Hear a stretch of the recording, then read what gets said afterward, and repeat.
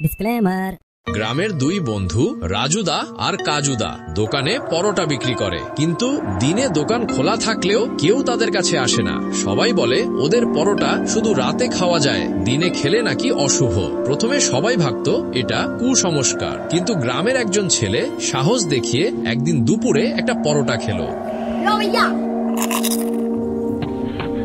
তারপর হঠাৎ সন্ধ্যার পর থেকেই তার শরীরের এক একটা অংশ অদ্ভুতভাবে গায়েব হতে লাগলো। প্রথমে হাত পা, তারপর মাথা গায়েব, আর রাত নামতেই শরীরটাও উধাও। তারপর থেকে গ্রামের লোকজন দিনের বেলা দোকানের দিকে ফিরেও তাকাতো না।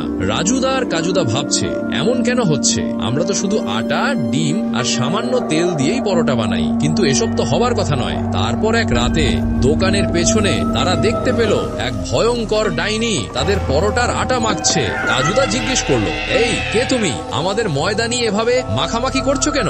ডাইনি উত্তর দিল, তোদের পরোটার আসল স্বাদ তো আসে মানুষের হাড়ের গুঁড়ো থেকে, আর সেই গুঁড়ো তো আমি তোদের পরোটার আটাই মিশিয়ে দিই। যে গ্রাহক দিনে পরোটা খাবে তার শরীর একটু একটু করে গায়েব হয়ে যাবে। শুনে রাজু আর কাজুদা ভয়ের দোকান ছেড়ে পালাতে যায়, কিন্তু ডাইনি হেসে বলে, তোরা দোকান ছেড়ে পালালে তোদের হাড় দিয়েই পরোটা বানাবো। তারপর হঠাৎ সবকিছু অন্ধকার হয়ে গেল, আর অন্ধকার থেকে দুজনের চিৎকার শোনা গেল। পরের দিন সকালে গ্রামের লোকেরা লক্ষ্য করলো রাজুদা আর কাজুদা নিজেরাই দোকানে নেই। তাদের জায়গায় বসে আছে এক সুন্দরী মেয়ে, আর দোকানে নতুন সাইনবোর্ড ঝুলছে, আজকের স্পেশাল রাজু আর কাজু পরোটা। তখন থেকে আজও মাঝরাতে হঠাৎ গরম তেলের ছটফট শব্দ আর পরোটার গন্ধ পাওয়া যায়, কিন্তু কেউ কাছে যেত না। ভয়ে গেলে সে আর কখনো গ্রামে ফিরে আসতো না। তো বন্ধুরা, পার্ট 2 দেখার জন্য ভিডিওতে একটা লাইক দিয়ে চ্যানেলটি সাবস্ক্রাইব করে দাও, যাতে পরের ভিডিও মিস না যায়।